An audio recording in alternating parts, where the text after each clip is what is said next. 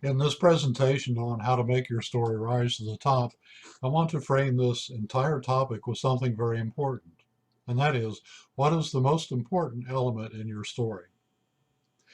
Is it elaborate settings and descriptions that sparkle and somehow make everything stand out?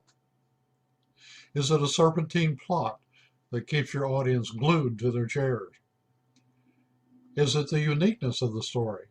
And I emphasize uniqueness a lot because uniqueness is what sells. Is it the crisp, colorful dialogue that expresses your character's thoughts perfectly? Is it the very colorful characters that the audience loves or hates? I don't want to diminish any of these things. They're all very important. But the most important thing is the interaction of the characters and their quest to get what they want. As many famous storytellers have said, conflict is the heart of drama. This is what engages your audience. Get this right, and you can mess up a whole lot of other things without losing your audience. I personally sum this up as dramatic action, which is driven by the dramatic tension.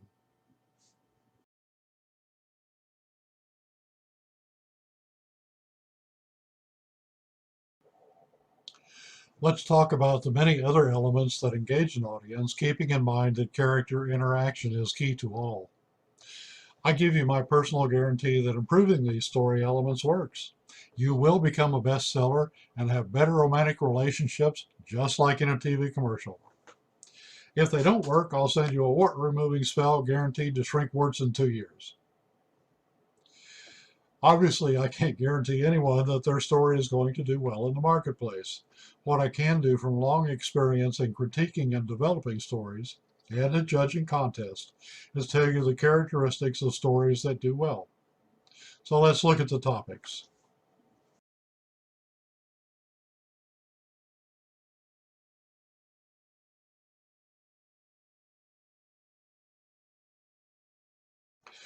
The first element we're going to look at is timely, interesting, and compelling topics. You can write your entire story about a topic like these, or you can add them as a subplot. But how do you know what these are? You've heard the phrase ripped from the headlines. This is an excellent source of topics that grab attention. But use caution. People's attention span is very short, and the time it takes to write a story and get it published is very long. And dozens of other people will beat you to the market, and then you're just yesterday's news. The things people are ready to start a war over today holds no interest at all next month. Some things can be made interesting by the way they're presented. I just watched a true story on Netflix about a woman in England who worked in government intelligence gathering. She knew there were a lot of lies being put out by the government as propaganda about Saddam Hussein having weapons of mass murder to support going to war. It upset her that the public was being duped. Then she came across a memo from the U.S. instructing the Tony Blair administration to gather negative information on ambassadors to use to pressure UN nations into voting for war against Hussein. She leaked the memo and was prosecuted until the government realized it would have to show embarrassing information during a climate in which the war was very unpopular.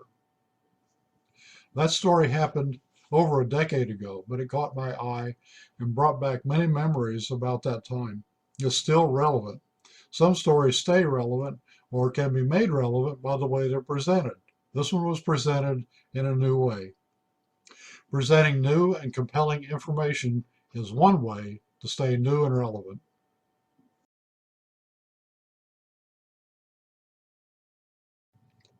Injustice is a great issue to write about.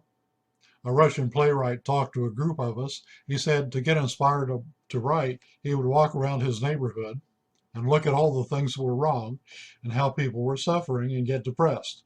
Then he would go home, grab his bottle of vodka, and write about it. William Kelly, who wrote the Academy Award-winning movie Witness, said to us he would consider injustice in the world and then write about it. He said there is so much injustice to write about. There is a lot of injustice in our world. It evokes a very emotional response, which makes it very engaging. Writing about injustice makes your story huge.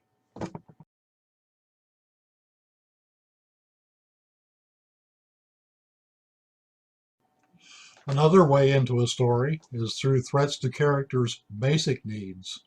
They are at the heart of most characters' motivations. If you're familiar with the TV show Lucifer, he leans into a suspect's ears and asks what the person's heart's desire is. What do they really want? And with all honesty, they tell him. We expect something very revealing like, I want to be king of the world. But it's usually something very common like, I just want to be loved.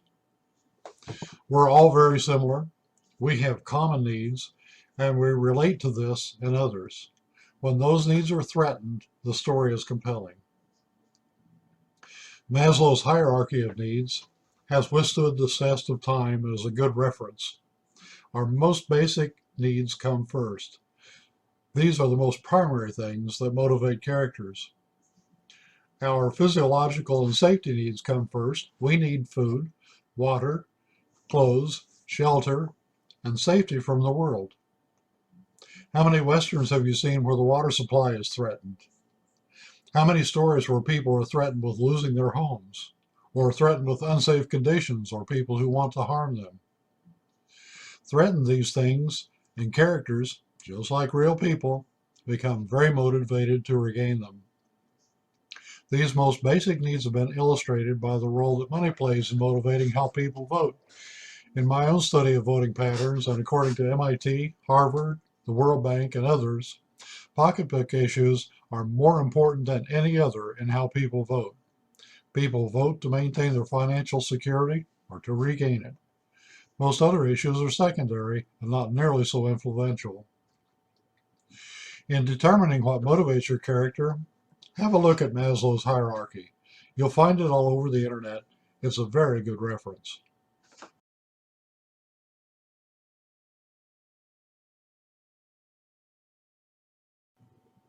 Family is another primary need. In focus groups on many subjects, family needs are usually front and center. People who have families, whether parents or grandparents, want adequate housing, food, love, recreation, and education, things that make families work and are important to them. At our core, we all basically want mostly the same basic things: to love and be loved, to make a contribution to our world, to be competent, to have friends and be accepted, to be secure and make a living, to raise a family, to have fun, to do things that are interesting, and to work at the level at which we can accomplish things effectively. We usually want to grow and be challenged and achieve, and maybe superinflate our ego, steal a fortune, or save the world. While it may seem redundant and too common to use these things in a plot, all of these things play out in thousands of variations in people and the situations and events in their lives. This is what it's all about. For example, a complex motivation: your main character wants to advance in his career to a prestigious position in which his talents will be very useful. He will have more respect, they can buy a bigger home, and he can save money for his kids' college. The antagonist doesn't want your main character to get the position because he hates your main character and wants it for himself. So consider, are your character's motivations different from what motivates all of us? Probably not.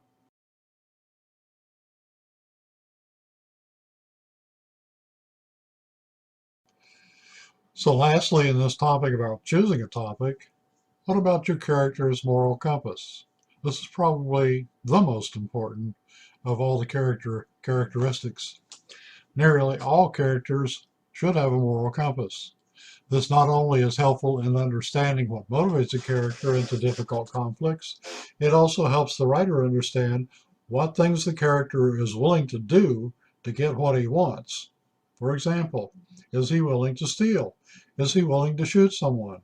And under what circumstances would he do these things? And how far would he go to avoid stealing or shooting someone?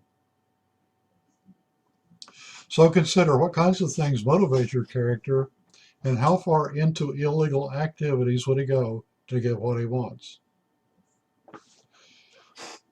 I'll give you an example from one of my own books in my series, Dion's Enigmas. In the story I'm currently working on in the series, Dion's legal business and many other businesses are being threatened by the mafia. It goes against his and his wife's moral compass and that of his employees. It threatens the ability to make an income, and it threatens relationships. And the people that he's working with, it has already threatened many of their relationships and destroyed them. One of his employees simply wants to be useful, to make a contribution, and she's fearless.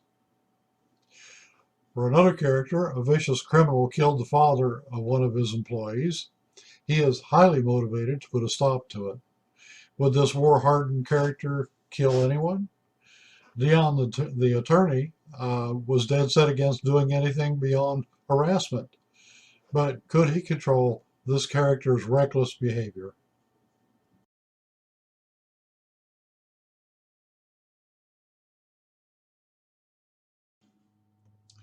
These next elements will go more quickly.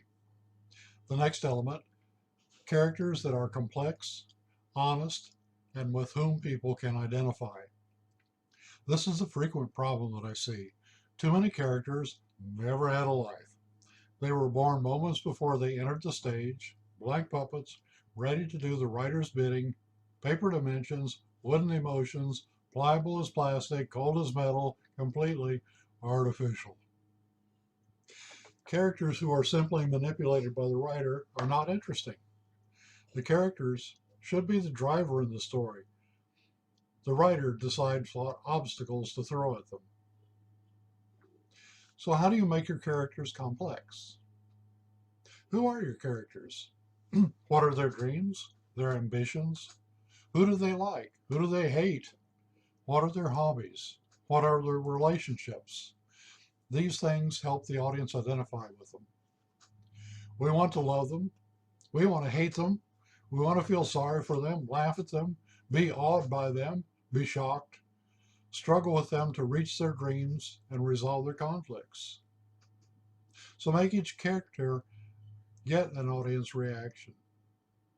Character-driven stories are as popular with the audience as plot-driven. People want to ride along with the characters and see how their lives unfold. The television series Being Mary Jane, with Gabrielle Union playing the main character, went for around 3 seasons. Then ratings plunged. In the first 3 seasons, Mary Jane was a rather freewheeling, wild character. After a while, freewheeling and wild just aren't entertaining. A new producer writer came in for season 4 who was very well seasoned with many other shows. Mary Jane began taking on social issues. The show continued for another 3 seasons with better ratings. You can shock people to get their attention with wild, but after a while they want meat. Characters need to be complex.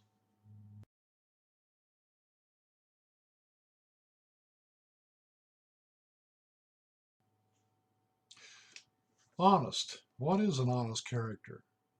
Does he find a nickel in the street and turn it into the police? I think I'm moral. I try. But even I wouldn't turn a nickel into the police. Honest characters are true to their character traits, moral compass, relationships, and motivations. If you're reading a story and say, that character wouldn't do that, then the character isn't true to his characterization. That ruins it for us. In the Arrow TV series, the main character is a vigilante who is way outside the law, but he decides not to kill people unless they are very bad and there is no other way to escape. So if he starts shooting everyone, the characterization falls apart. We may stop watching. We may wonder why, and failing to get an answer, stop watching. Characters just don't do things that are inconsistent with their characterization without a good reason. Characters should behave true to their values and moral compass.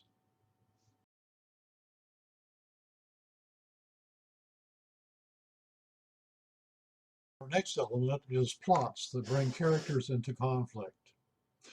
Plots bring characters into conflict so that character interaction captivates the audience. Put two characters together, and they should go through the following like ping pong: action, reaction, reaction, reaction. If there's no conflict, there's no reaction. Much of action-reaction is in dialogue. Their actions reveal what is in their minds and hearts, their attitudes, how they are trying to hide things, and ultimately how far they are willing to go to get what they want. The drama is played out in character action and reaction, and it isn't all opposition. Some of the action-reaction is encouragement, assistance, advice and arguments, love, etc. between two characters who badly want the same thing and are in conflict with others or the universe. While two characters are busy agreeing with each other, the audience is busy losing interest, looking at their phone, sending a text, checking Facebook. There is a through line of plot and motivation in stories that exists in the conflict and pulls the reader from the very opening to the very close. It keeps people engaged, wander off into some other subject, and the audience often loses interest. For example, in my novel Liar's Truth, some people in hell get a second chance to resolve issues. A once corrupt governor leads them, but he has no idea how to help people. All of them did something terrible and go in different directions from the governor. It's endless conflict. There are 6 different subplots involving people who completely disagree about everything. Can he help them all when they all conflict with him? Plot is the element that exposes conflict to pull people through the story from the start to the end.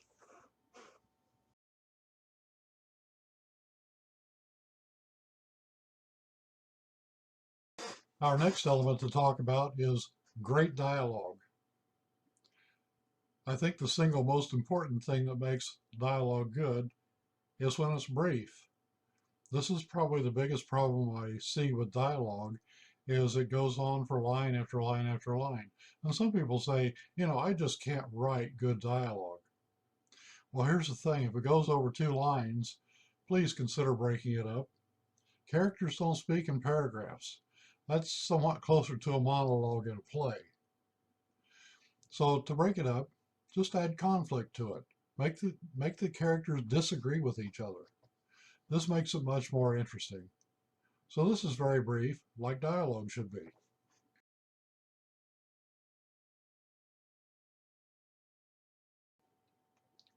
The next element I call depth. By that I mean explore issues. Don't give answers. Writers may have all the answers. I think some of us do. They're usually wrong. But consider for a moment that maybe there is more than one answer. Every person is different, and what works for one person doesn't work for another. Characters have to find answers that work for them. So emphasize their struggle, their use of their talents and their abilities, discovery within themselves, and then their victory. In X-Men: The Last Stand, Wolverine is not the most affectionate of characters. He dislikes people and getting close to them. If he has a relationship, it's obviously going to be very strong. So he has a relationship, and of course it's destined to be very unworkable for everyone.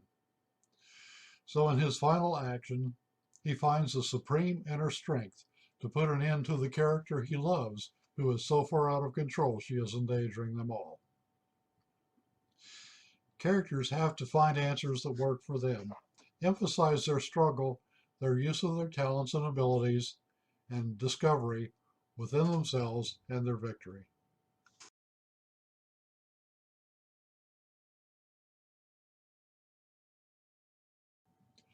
The next 3 elements I'm going to talk about are similar in their results, so I'm going to call them all raising from the dead. The first one is surprises, not predictable. Predictability is a death rattle in stories.